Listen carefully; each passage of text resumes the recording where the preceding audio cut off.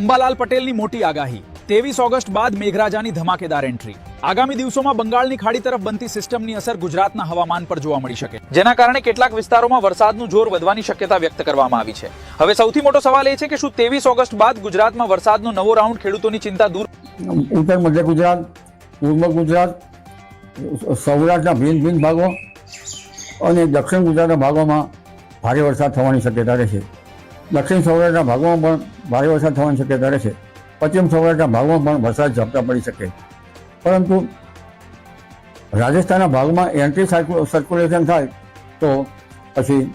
વરસાદ માટે મોકાણ ગણી શકાય આ ઉપરાંત હવે સપ્ટેમ્બરની શરૂઆતમાં ધીરે ધીરે ચોમાસાની પીછેહટ થતી જોવા મળશે ઉત્તર ભારત તરફથી પરંતુ તે પૂર્વે જોઈએ તો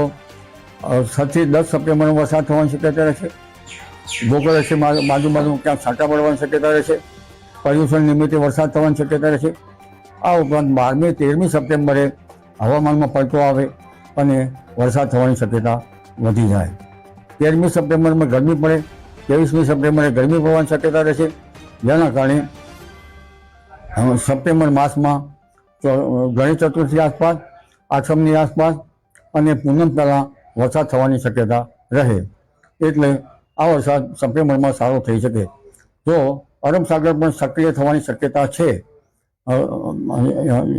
જેને હવાના હળવા દબાણ ઊભા થવાની શક્યતા લીધે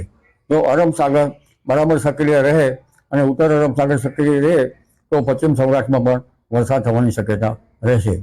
સપ્ટેમ્બર માસ કંઈક હશે પાછોતર વરસાદ સારો વરસાદ આવે તેવી શક્યતા છે પરંતુ આમ છતાં આઈઓડી પોઝિટિવ થવી જોઈએ અને દક્ષિણાવર્તી બંગાળ સાગર સક્રિય થવો જોઈએ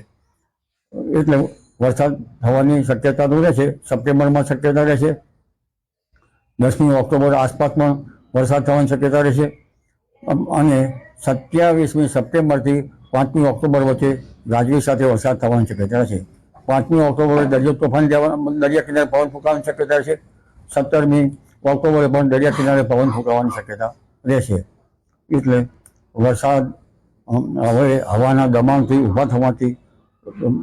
રાજ્યના ભાગોમાં થવાની શક્યતા ગણી શકાય જી